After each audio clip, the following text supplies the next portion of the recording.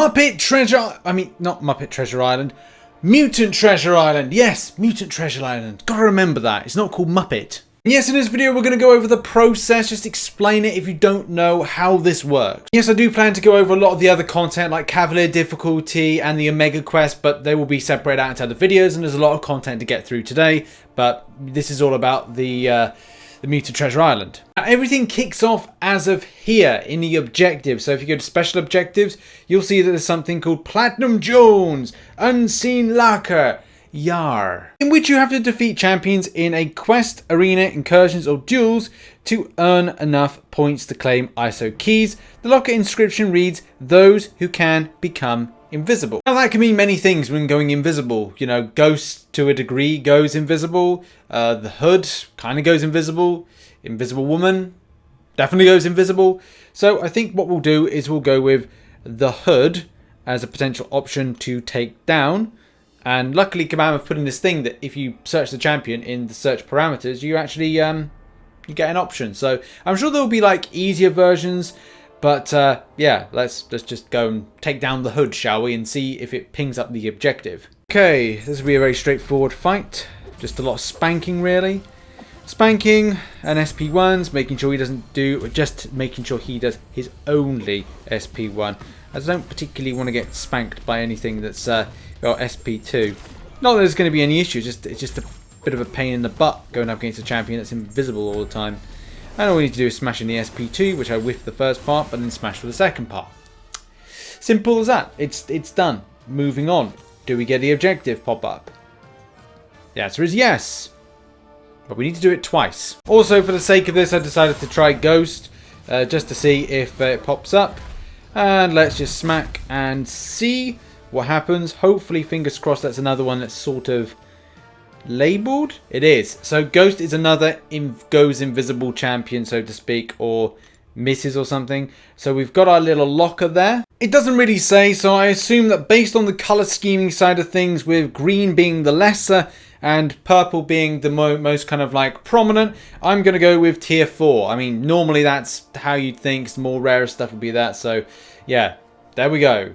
Tier 4 selected. Yeah, as confirmed here, it does say that this gets you into the most legendary of them. So that's what we're going to do. We're going to get into legendary. We're going to see how this works and how fun it can be. I don't really know what to expect, so I've gone in with a broadened roster for any kind of occasion. Something that power controls, something that doesn't, something that damage outputs. And yeah, I guess this is all at random as to what you get. And these are the 28 paths, with what seems to be what I assume to be a final boss. I don't know if you can just go directly to that final boss there. I think you can, I would say. But yeah, let's just go down one. Also, just before we get into it, just to confirm something. So I did mention in Marvel Contest of Champions news today about the path where you could face off against Platinumpool or achieve the Platinumpool Fabulous Mouth section to get Platinumpool. So obviously you got to collect those profile picky things. So yeah, this is the path here that's kind of a sort of a dead giveaway. And that's in the epic difficulty, thanks to Yash, who sent this through on Twitter. So hopefully that gives people a bit of clarification on what you get from it. Also, just quickly again to mention that where I'll be going is based on some of these things here. So the chests correspond with different types of starages. I'm going to go for one that seems to be an easier path, and as well the volume of well, shards of 5-star and what I hope to be 6-star nature, which will be there. That's what I'm going to shoot down and go down for this video as well. So let's go. We open up one gate and we're going through, going to the Proxima Midnight first. I don't think these are 1, 2, 3, 4. Yeah, 6-star, not noted. Seems to be like a very straightforward set of fights. It would just be like, what are the question marks? That will be the thing. I've seen something to say that this is actually going to be, not Professor X, Weapon X, as I get a little bit of connection issues, but that's just a normal thing in my lab. Okay, so first of all, we'll do smacky, smacky, smacky. This isn't too bad. So this is like unnoted, uncollected, possibly, I want to say. It's not super kind of like, it doesn't feel like this is scary in any kind of way, so that's cool. So yeah, smacky, smacky, smacky, smacky. Oh, mistimed that, that's fine. Smack, smack, smack, smack. See, like not much damage. You know, I'll go into a block. Nope. Damage in a block. Is it there? Come on. Smack me a little bit. No. No damage in a block that's too massive, so the tick damage is nothing to worry about at all. Yeah, just seems like you can even make a mistake and the AI helps you out. So if you've got 5 stars at lower rankage, then I'm sure that'll be fine. Okay, we've got a mutant with persistent it's Bishop. So that's the thing. I've seen that there's been some mystery ones, but as long as you've got like a diverse enough roster to just cover certain things. Now luckily, I kind of had an inkling that this would be, because it's persistent, then it's more than likely going to be Bishop. There's not many mutants that are persistent. But except for Apocalypse, so I was kind of worried to myself, like, is this going to be Apocalypse I'm going to face off against? But it's fine. A little bit of Archangel, never did anybody any harm, and as well, just kind of just wait it out for the ticks to go boom. At this point, I could have like built up submissions on Corvus, but to be honest, I don't really need to. Like I said, I didn't know what to expect when going in for the first time, and as well, it just seems like, well, I'll just smash with any champion that I've got. I don't have to worry at all. So yeah, if you want to bring a specific, I would say if you've got a lower rated champions, I would go down for a more of a synergy build, especially if you're looking to get through the content and you've only got the likes of, I wouldn't say you had 4 stars, because I don't think that a lot of players would go in with 4 stars against this content, unless you wanted a bit of a challenge for some reason, but I think all the challenges are for the current Cavalier difficulty, so hey guys, you do you at the end of the day. Okay. Boom, there we go. So great amount of damage there. And it should be hit, smack, and boom, he's down. Now there's no noding on this one, but I believe that this champion is indeed going to be Weapon X. Is it going to be Weapon X? Oh right, it's not. Oh, that changed from what I thought it was going to be then. But still, an Iceman. Well, that's good in some ways. Again, you've got to be frosty to bring in various champions. And I don't know if this will be a constant. I'm going to say it isn't. I think these are all on different rotations of bosses.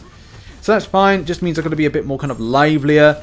And as well, just, you know, not worry about the tick damage from stuff. But, you know, you've just got to play a bit with frosty, a little bit passive. A little bit kind of like, you know, where's it all going to go? What am I going to be smacked by? Am I going to get smacked by something meaty, nasty, damagey? Those kind of things. Right. We've got to take down Iceman now. He's taken a lot of our health with him. So, yeah, I'm not having that. I'm not having that at all.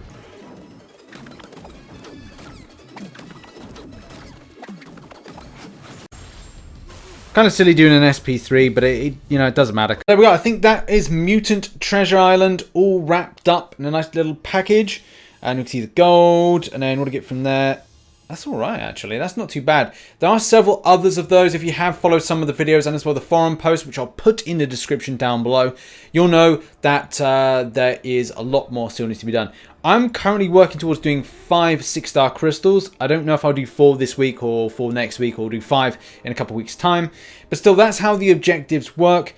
I've got a lot more content I've got to put out. And do bear in mind, you can do, I think, 100% 30. Yes, that's it, 35. I think I said 36. That's wrong. It's 35. So you can do 35 paths, and you can do the 28 of one of them, and then do the further Richard Math 7 of another one, which would be kind of like cool to grab in Epic. So yeah, there's a good amount that you can actually grab this month from this. Every day as well, you'll get a new objective. So we got an objective today, and then now it's gone. So that really explains that. You do the objective, go to MCOC True Cost, go to Twitter, go to my Twitter handle. I'll be putting out the information of when this stuff is going to be dropping, as to like, well, who it is if you're worried about it. But they're pretty easy to kind of figure out. If that's something like Go Invisible, Invisible Woman, think about missing, phasing, those kind of things. Characters that kind of go invisible. So, you know, what characters have shields? You know, just think. You will probably find out who that is very easily. And as well, these events seem pretty cool and pretty easy to do, which I like. I think it's kind of cool. And the main thing about this was time saving. Not to throw any kind of shade at Herald's difficulty or Herald's of Galactus, it was a time grind. And that's something, side events always should be very quick to do. I know some people say, oh, they've got to be a challenge. Well, no, at the same time, side quests have got to be done. A mega quests out at the moment, Cavalier difficulty, uncollected. We've got permanent content, you know, in-game. There's lots to do. So, yeah, I mean, this will satisfy some people, but I'm sure there'll be some people like, oh, well, I wouldn't mind if it's this or this. So, no, doesn't matter. Right, it's done. And that's how it works. Objective, get the locker, boom. gone. Get your rewards in there as soon as possible. So yeah, that's the quest, Mutant Treasure Island, and that's the video. And that has been a video. Check out Marvel Contest of Champions news up there, where we reported on the massive Aegon bug, which Kabam are working on at the moment. Over the left-hand side will be some other content. And do bear in mind, I've got so much to do. The Cavalier difficulty, maybe some other videos associated, but I'll try and make sure that I edit them so they look good and watchable and stuff like that. So yeah, check out the content dropping very shortly on the channel. I'll see you very soon. Bye-bye.